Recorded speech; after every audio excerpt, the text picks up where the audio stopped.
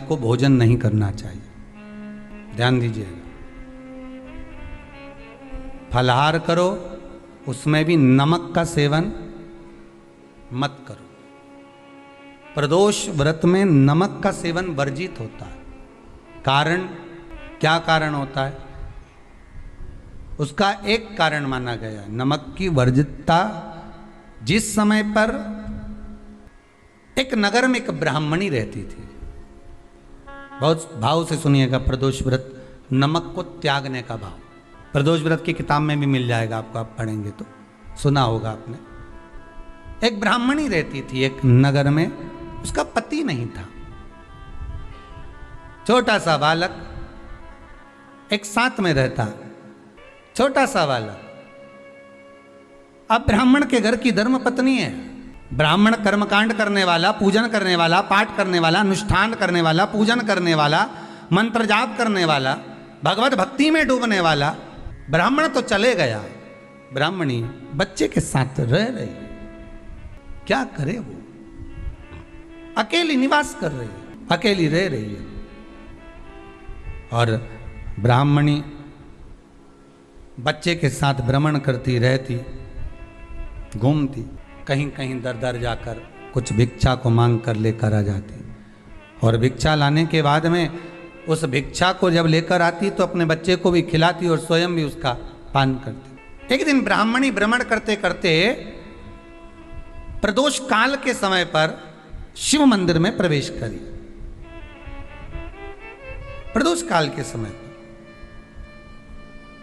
और शंकर मंदिर में जब प्रवेश करा, प्रदोष काल किसको कहते हैं? सूर्य अस्त हो रहा हो, रात्रि प्रवेश कर रही हो, दोनों का जब मिलन हो रहा हो वो प्रदोष काल कहलाता। दोनों का जब मिलन हो रहा, सूर्यास्त हो रहा हो, रात्रि अपना चरण बढ़ाने के लिए आगे बढ़ रही हो, और दोनों का जब मिलन हो रहा है, वो प्रदोष काल है, वो प्रदोष का समय है। ब्राह्मणी मंदिर में प्रवेश कर रही। जब ब्राह्मणी मंदिर में प्रवेश करी, मंदिर के अंदर पहुंची, प्रदोष काल का समय था, प्रदोष का समय चल रहा था।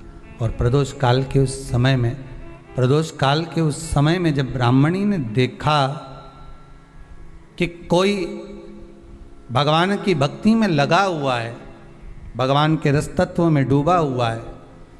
आज ब्राह्मणी के पास में कुछ पदार्थ नहीं है, अपने बच्चे का पेट भरने के लिए कोई सामग्री नहीं है, और कुछ आस लेके वो प्रवेश करिए, कुछ आस लेकर वो अंदर प्रवेश कर जाती है। कोई ऋषि की पत्नी, कोई ब्राह्मण जन की अर्धांगिनी उस प्रदोष के समय पर शंकर का अभिषेक पूजन कर रही थी, भगवान शिव की आराधना कर रही थी, भगवान की भक्ति में डूबी हुई थी। जब भगवान शिव की आराधना में डूबी हुई है, आराधना कर रही है, ये कुछ पाने के लिए चली गई, ये कुछ पाने के लिए गई, और इसके मन में आया कि मैं कुछ, मुझे भोजन का कोई पदार्थ मिल जावे, मुझे कुछ भोजन मिल जावे, और जब मुझे भोजन मिल जाएगा तब मैं जो पाऊंगी अपने बच्चे को भी पाऊंगी। पर जिस मंदिर में वो प्रवेश करी थी, जहाँ पर नारी पूजन कर रही थी शंकर की प्रदोष काल में, वहाँ पर पड़ी हुई कुछ वस्तु को इस ब्राह्मणी ने मांग लिया। मेरे बालक को बहुत भूख लगी है, मेरा बच्चा बड़ा भूखा है, इसके भोजन के लिए थोड़ी सी सामग्री दे दीजिए, इसके भोजन के लिए थोड़ा सा कुछ रस तत्व दे दीजिए। उसने उठाया थोड़ा सा पदार्थ, कुछ जो उसके पास में था वो दिया। जब दिया तो देने के बाद जब उसे प्राप्त हुआ, और होने के बाद में जब वो मिल गया उसको, तो उसने उस समय पर उस पदार्थ को जैसे ही मुख में लिया, लेते ही कहा, इसमें तो स्वाद नहीं है, इसमें स्वाद नहीं है। उस ब्राह्मणी ने बड़ा सुंदर एक संवाद कहा।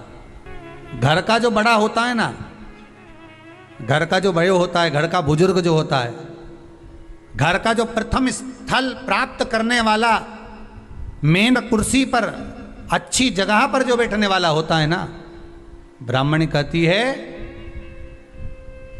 वो कभी किसी वस्तु में ऐब नहीं देखता, मिनक नहीं निकालता। समाज के अन्नकूट होते हैं, समाज के जब अन्नकूट होते हैं महाराज, समाज के जब अन्नकूट होते हैं, बड़े बड़ी समाजों में जब कार्तिक महीने में अन्नकूट महोत्सव होते हैं, बहुत सारा प्रसाद बनता है। जो बुजुर्ग होते हैं ना, बड़े समझदार लोग होते हैं ना, तो अन्नकूट की जब प्रसाद खाने बैठते हैं ना, उसमें नमक नहीं भी होता ना, तो नहीं बोलते कि इसमें नमक नहीं है। पर जो हमने डोनेशन दिया है, जब तुम आए थे समाज वाले, तो हमने 1000 का लिफाफा दिया, 500 का लिफाफा दिया, 2000 का लिफाफा दिया, और भोजन ऐसा बनवाया। एक व्यक्ति वो जो खाकर चुपचाप चले गया, और एक व्यक्ति वो जिसने प्रसाद पर उंगली उठाई। इन दोनों को अन्नकूट की तारीख पे इनका नाम लिख लो, और अगला अन्नकूट आए तब दोनों की दशा देखना। एक जो चुपचाप खाकर चले गया, भगवान के प्रसाद को प्रसाद मानकर, प्रभु का दर्शन मानकर लेकर चले गया, वो उन्नति की सीढ़ी पर चढ़ता चले गया। और जो मिनक निकालता रहा, वो साल भर खटर पटर की जिंदगी जीता रहा।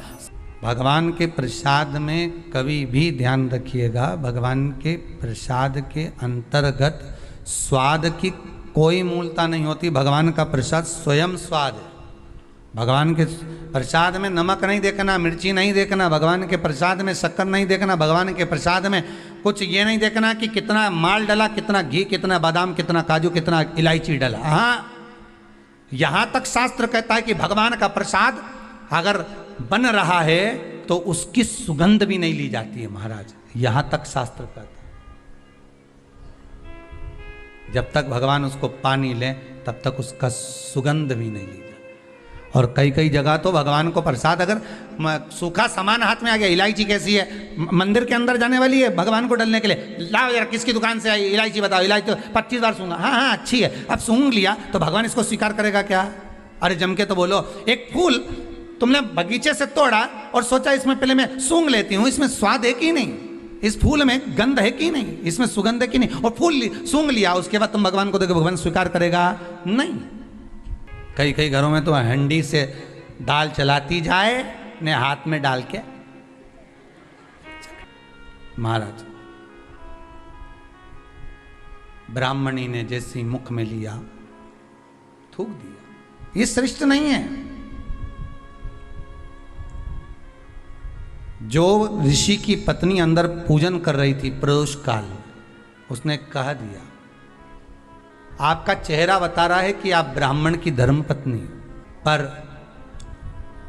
आज आप दर दर जाकर अगर भिक्षा मांग रही हो, दर दर जाकर अगर भीख मांग रही हो, दर दर जाकर भिक्षा को मांग रही हो, तो इसमें आपके पति का दोष नहीं है, दोष आपका है। क्योंकि आप भगवान के प्रसाद में भी जो स्वाद देखी थी ना, ये आपका एक जन्म का नहीं है, ये ना जाने कितने जन्म का है। ब्राह्मणी के मस्तिष्क में बैठ गया, ब्राह्मणी के उस वो कहा ना, वो बक्कल में नहीं अक्कल में बैठ गया कि ये स्वाद नहीं देखना। इसलिए प्रदोष व्रत के अंतर्गत ब्राह्मणी ने उस दिन से विचार कर लिया कि जैसे आप पूजन कर रही हो, जैसे आप अर्चना कर रही हो, जैसे आप आराधना कर रही हो, ऐसी आराधना, ऐसी पूजन, ऐसी भक्ति मैं भी करूँगी, ऐसी आराधना मैं भी करूँगी। अब मैं स्वाद नहीं देखूंगी। तो प्रदोष व्रत करने वाले को ध्यान रखना चाहिए कि नमक का सेवन ना करे, भोजन ना करे, फलाहार करिए, फल का आहार करिए।